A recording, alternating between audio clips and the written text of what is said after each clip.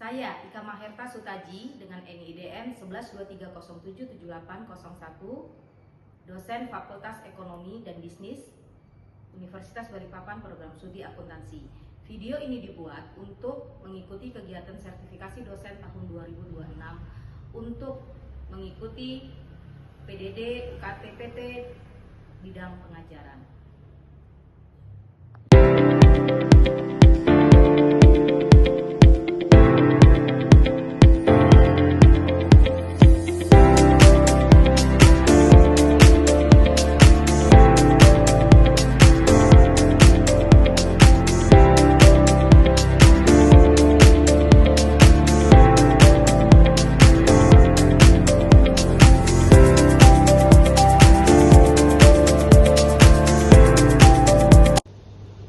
Assalamualaikum warahmatullahi wabarakatuh.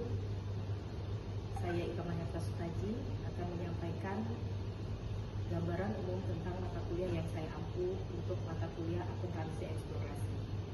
Saya adalah dosen tetap di Universitas Balikpapan untuk program studi akuntansi Fakultas Ekonomi dan Bisnis. Mata kuliah akuntansi eksplorasi mempunyai kode MK 1023632.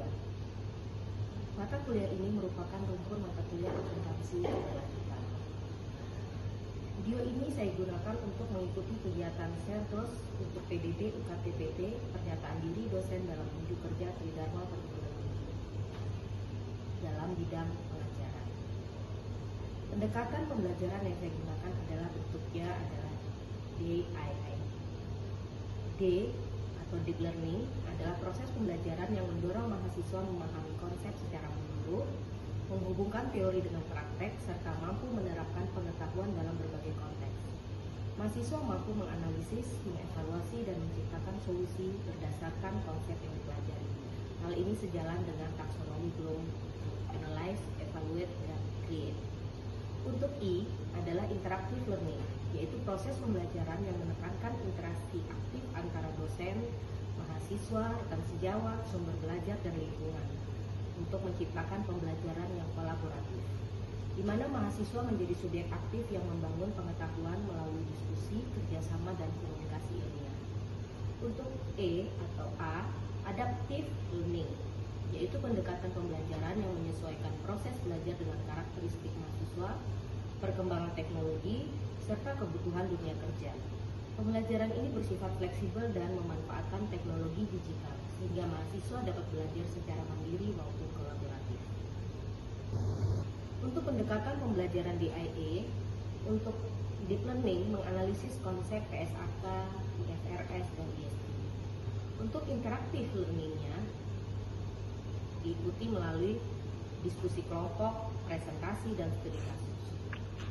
Untuk adaptive learning menggunakan ChatGPT, Google Scholar, Canva, ataupun video pembelajaran.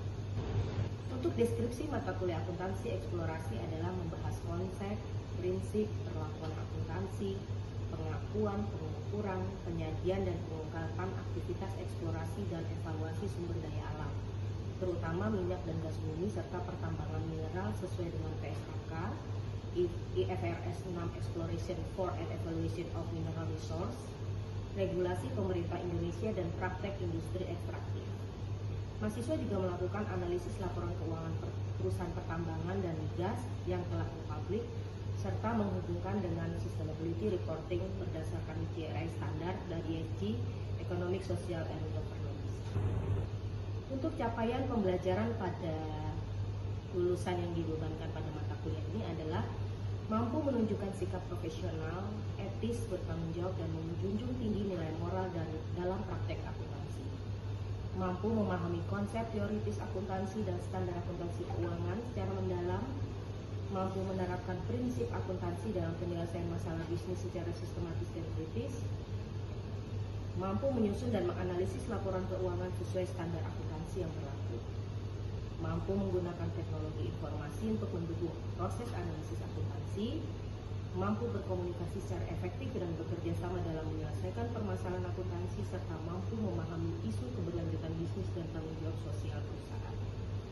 Untuk capaian pembelajaran mata kuliah akuntansi eksplorasi adalah menjelaskan karakteristik industri ekstraktif dan siklus aktivitas eksplorasi sumber daya alam, menganalisis konsep pengakuan, pengukuran, dan perlakuan akuntansi biaya eksplorasi berdasarkan PSAK dan IFRS, menyusun pencatatan transaksi eksplorasi dan evaluasi sumber daya alam, menganalisis laporan keuangan perusahaan sektor ekstraktif, mengevaluasi pengungkapan akuntansi eksplorasi dalam laporan tahunan perusahaan, serta mengintegrasikan aspek ESG dan sustainability reporting dalam analisis akuntansi industri ekstraktif.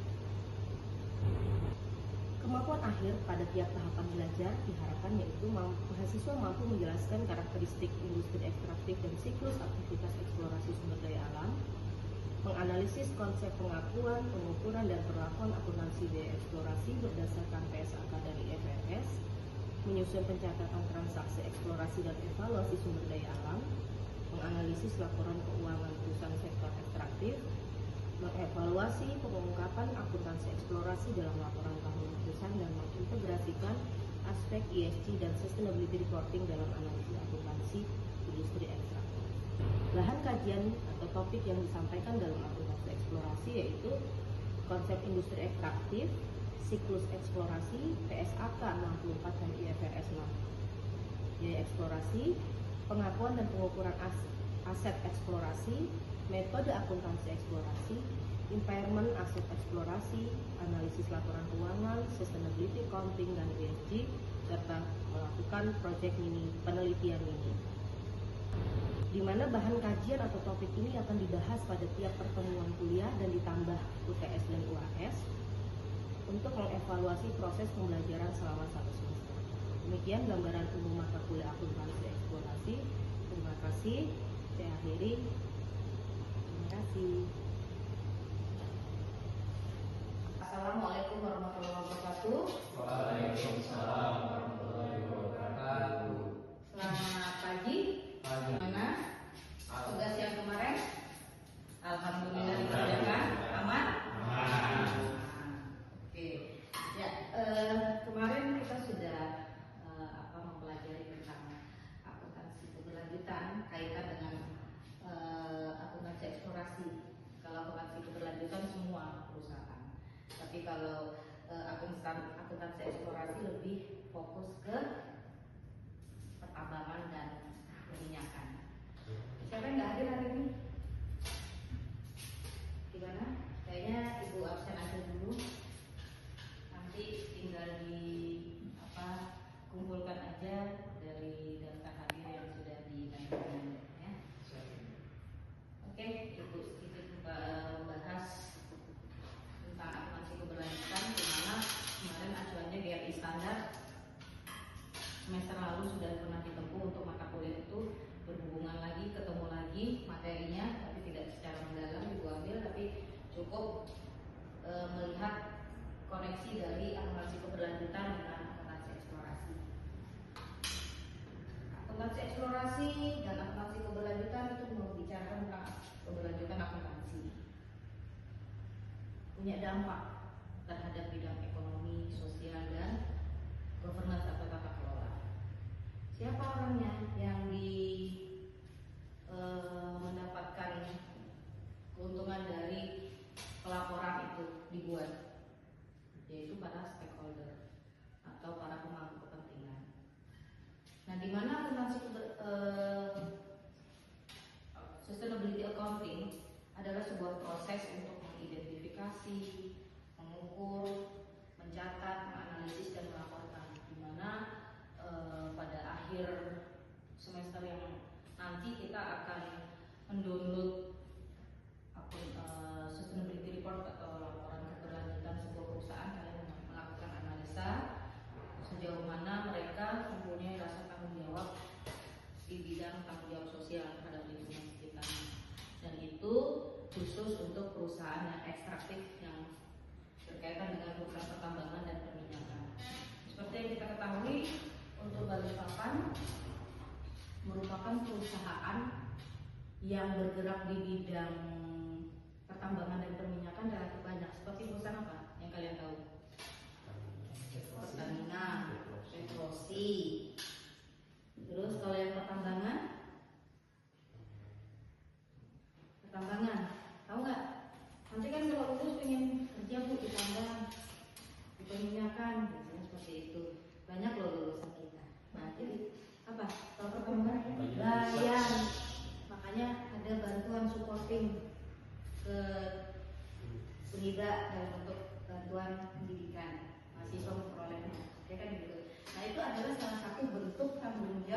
sosial dari PT Bayan Group untuk lingkungan sekitar, komunitas di sekitar. Mereka melakukan eksplorasi besar-besaran. Kalau di Kalimantan cukup besar itu yang ada di site sana ya. Kalau kita di sini kantornya yang di Balikpapan itu adalah kantor perwakilan, tapi pusatnya di Jakarta. Nah di situ dikatakan bahwa mereka punya kepedulian terhadap lingkungan sekitar. Salah satunya di bidang pendidikan. Selain itu juga ada di bidang kesehatan. Di bidang kesehatan, ya biasanya bantuan. Biasanya kalau anak kecil yang sudah waktunya mau sunat itu sunat masal, nah itu salah satu bentuk perhatian mereka terhadap komunitas di sekitar lokasi operasional perusahaan. Dalam membuat akuntansi yang keberlanjutan akuntansi itu harus memiliki unsur transparansi, akuntabilitas, pengambilan keputusan, manajemen risiko, nilai jangka panjang dan kepercayaan investor. Ini semua harus include masuk dalam laporan itu bisa dilihat. Transparan. Kalau transparan itu apa sih? Berarti bisa diakses siapapun ya. Terus kalau akuntabilitas, berarti bisa dipercaya ini laporannya benar ini, nggak nada-nada. Dibuktikan dengan adanya bukti kelihatan dari mereka, walaupun secara kita ketahui namanya eksplorasi itu cukup merusak lingkungan, tapi bentuk kompensasi yang diberikan adalah dalam bentuk memperhatikan masyarakat di sekitarnya. Masyarakat lokal dijadikan pegawai itu salah satu bentuk perhatian. Kemudian bicara dari risiko, bicara apa tadi namanya, kepercayaan investor, karena investornya perusahaan yang ada di Indonesia rata-rata investornya dari luar negeri. Dari luar negeri itu bisa dari Amerika, bisa dari Prancis, kemudian ada dari Singapura dan lain-lain. Kalau Bayan itu dari Singapura, dan kalau kita cukup bisa fokus membahas Bayan karena kita sendiri sudah cukup dekat dengan aktivitas dari PT Bayan ke Libat. Nah di sini tidak lepas dengan ESG, environmental, sosial dan governance. Itu dasar investor dalam menilai perusahaan. Jadi kalau laporan keuangan yang bagus itu harus melihat unsur ESG, peduli nggak dia, standarnya bagus nggak dia. Dimana dalam penyusunannya kalau berdasarkan teori mengacu pada triple bottom line, 3P, planet, profit, dan people. Apa itu? Kalau planet berarti bumi kita, makanya sekarang itu harus dijaga, save earth salah satunya, ya kan ya. Kemudian people, masyarakat, siapa yang mau kerja, terus siapa yang nanti harus dilindungi dari dampak dari kegiatan operasional perusahaan, itu harus diperhatikan. Kemudian profit, nggak ada namanya perusahaan nggak dari profit ya, pasti dari profit. Makanya dari dasar triple bottom line ini terus ke depan sampai nanti ada analisa laporan keuangannya. Dari laporan keuangan yang annual report, kemudian ada laporan keberlanjutan. Apa sih bedanya laporan keuangan dengan laporan keberlanjutan? Kalau laporan keuangan itu isinya apa sih? Laporan posisi keuangan, terus laba rugi, perubahan aktivitas, terus maksudnya 5 ya? Duanya apa ya? Harus kas sama catatan keuangan. Ini wajib dibuat karena di bawah audit dari kantor akuntan publik. Kemudian standarnya standar IAI dipakai ya. Nah, kalau akuntan laporan keberlanjutan atau sustainability report itu adalah bentuk aktivitas mereka di bidang sosial, ekonomi, sosial dan tata kelola. Ya, SD tadi. Jadi di situ kalau lihat SD-nya di mana? Kalau dirupiahkan aktivitasnya, dengan bukti-bukti dokumentasinya dan yang sebagainya kita lihat di laporan keberlanjutan. Semakin baik laporan keberlanjutan yang dibuat, maka menimbulkan kepercayaan. Kalau laporan keuangan memang harus dibuat pada standarisasi, apalagi kita dipublish di Bursa Efek, ya kan ya. Nah, kalau laporan keberlanjutan juga dipublish di Bursa Efek, tapi kita kalau mau melihat sejauh mana tanggung jawab atau perannya perusahaan terhadap aktivitas yang sudah berjalan selama ini. Nah, di sini ESG penting ini karena yang pakai banyak masyarakat melalui pemberdayaan masyarakat. Kemudian kita melihat akibat yang ditimbulkan dari misalnya perusahaan kayak pertambangan dan perminyakan itu pasti ada emisinya. Ya enggak? Emisi itu apa sih? Emisi limbah. Ada nggak ini dimunculkan kira-kira dari aktivitas pertambangan ataupun perminyakan? Ada kan? Nah, itu harus benar-benar mengikuti standar yang telah ditentukan. Kemudian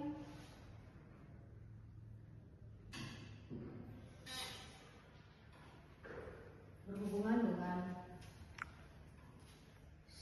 SDGs, apa itu? Sustainability Development Goals. Tujuan pembangunan berkelanjutan. Indonesia wajib mengikuti karena Indonesia menjadi anggota dari PBB dan itu adalah rencana dunia internasional. Menjadi safe earth salah satunya, menjadi ramah lingkungan. Produk-produknya yang digunakan makanya produk-produk yang ramah lingkungan.